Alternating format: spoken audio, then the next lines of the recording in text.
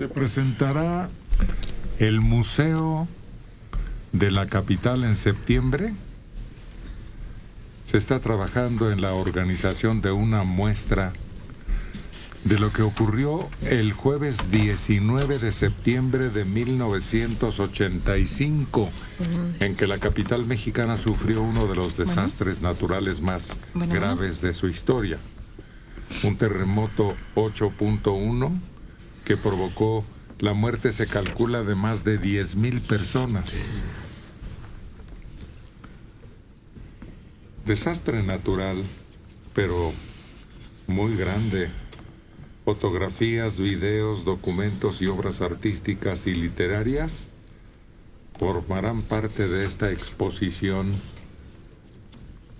en el Museo de la Ciudad de México, abierto al público para recordar el temblor a manera de advertencia para la próxima vez. Me parece excelente.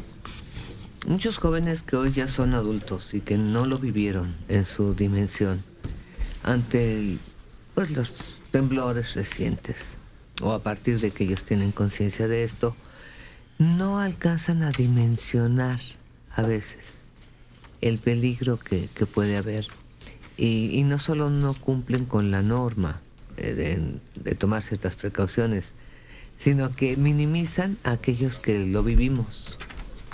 Y es muy, muy doloroso. Para los que eran niños, también dejó sus secuelas importantes. Y el tener memoria ante un evento como este, que tiene que repercutir necesariamente en las autoridades por las zonas de alta sismicidad que hay en esta ciudad, es muy importante. Qué bueno. Creo que la herida ha cerrado para muchos, aunque sus muertos ya no estén, pues han pasado muchos años, 30 aproximadamente se cumple, ¿no? Y aquella sensación como de estar en un sueño, ¿no? De recorrer las calles y todo, edificios derrumbados hasta media calle, el tránsito interrumpido, todo el tramo entre Insurgentes, en la Plaza de Insurgentes y Álvaro Obregón, lleno de edificios en ruinas. Es así una cosa que parecía que estaba uno viviendo. Esto no es cierto. Pero no es sueño, es pesadilla. Eran emociones encontradas, porque llegó un punto cuando empiezas a tomar conciencia y la información empieza a fluir.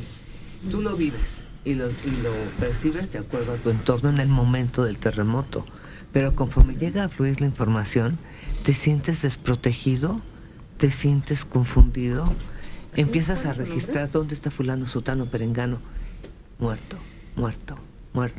Es terrible porque además la realidad te estalla en la cara porque ves tus avenidas, tus calles, tus recorridos destruidos.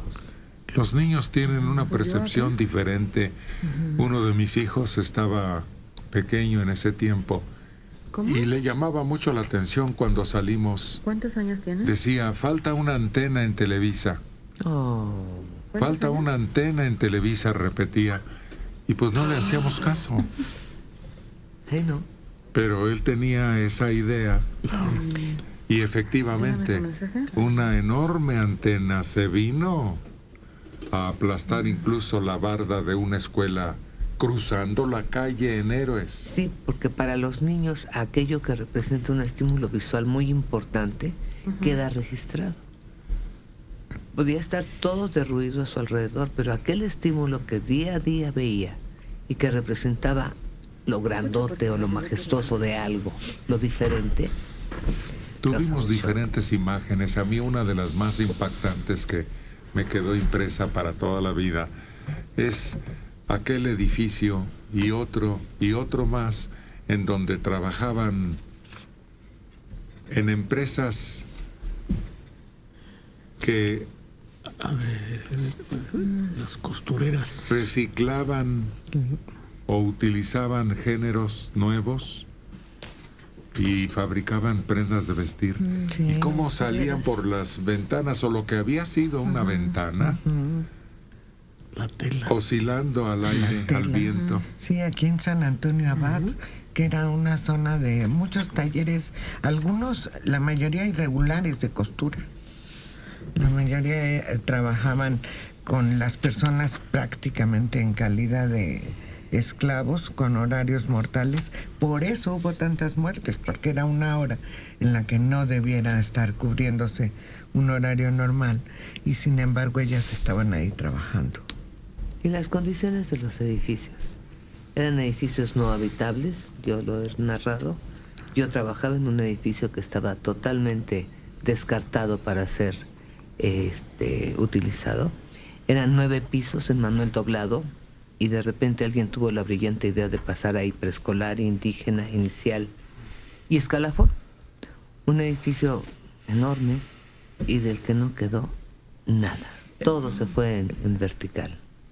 El peso de la maquinaria y las telas, que son realmente notables, propició que los edificios colapsaran como pastel, un piso sobre el otro. Sí, porque arquitectónicamente es diferente construir un piso para casa habitación a un piso que va a ser para oficinas, por ejemplo, de gobierno, en las que bodegas. Exacto, en las que las personas entran, suben escritorios, suben equipo muy pesado, y esos edificios de San Antonio Abad eran bodegas. Había un edificio en la calle de Lucio en donde tenían mucha maquinaria, muchas computadoras muy pesadas, y se vino también otros edificios a los que les habían agregado un copete.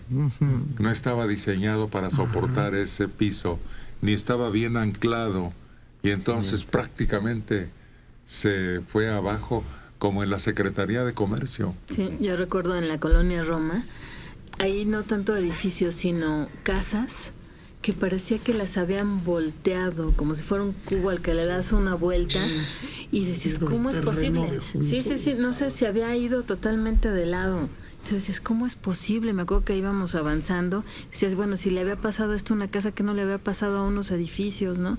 Pero eso es todo lo que vimos y lo que sufrimos visualmente de ver nuestra ciudad en gran parte destruida, pero las historias, hubo historias verdaderamente conmovedoras. Un médico que trabajaba en el hospital ¿qué era el de Jesús, Héctor? El que se cayó aquí en el centro. ¿Cuál? El hospital que se cayó. Por eso, ¿dónde estaba? En Izazaga. No. Porque el de Jesús está... Sí, no. Que es 20 de En noviembre. Izazaga. En Izazaga. Casi junto a la Merced. Ajá. Uno de los médicos que tenía un puesto en el hospital tenía un hijo que estaba dando muchos problemas. Y le dijo, así, te voy a llevar a la secundaria que está junto al hospital, y ahí desde mi oficina te voy a estar viendo todo el día. Llegó, dejó a su niño en la secundaria, y el niño vio cómo se derrumbaba el edificio con su papá dentro. ¿Qué es el Hospital Juárez? Dice Lidia Juárez, García sí, Teniente, al que te referías, Adela.